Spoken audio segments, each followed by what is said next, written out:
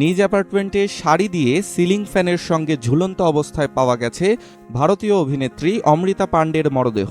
তিনি ভোজপুরি সিনেমার অভিনেত্রী ছিলেন। ফিল্ম ইন্ডাস্ট্রিতে তিনি অন্নপূর্ণা নামে পরিচিত ছিলেন। অমৃতার রহস্যজনক মৃত্যুতে চাঞ্চল্য সৃষ্টি হয়েছে, কারণ মরদেহ উদ্ধারের কয়েক ঘন্টা আগে রাতে সামাজিক মাধ্যম হোয়াটসঅ্যাপে একটি নোট শেয়ার করেন অমৃতা। তাতে লেখা ছিল, কেন দুই নৌকায় ভাসছিল জীবন, নৌকা ডুবিয়ে জীবন সহজ করে দিয়েছি।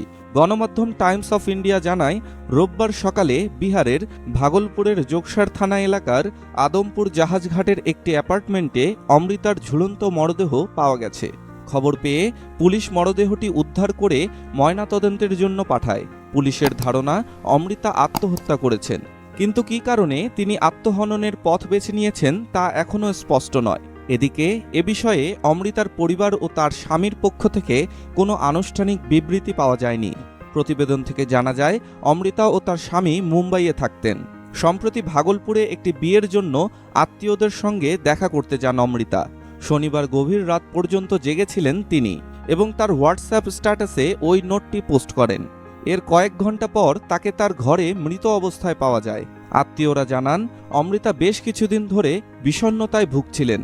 অন্যান্য মানসিক সমস্যাও ছিল তার, এর জন্য চিকিৎসাও করাতে চেয়েছিলেন। ভাগলপুর সিটি এসপি শ্রীরাজ জানান, অমৃতার মৃত্যুর ঘটনায় তদন্তের নির্দেশ দেওয়া হয়েছে। এসপি আনন্দ কুমারের নির্দেশে একটি বিশেষ দল গঠন করা হয়েছে। অমৃতা দিওয়ানাপান চলচ্চিত্রে ভোজপুরি সুপারস্টার খেসারিলাল যাদবের সঙ্গে অভিনয় করে জনপ্রিয়তা পান।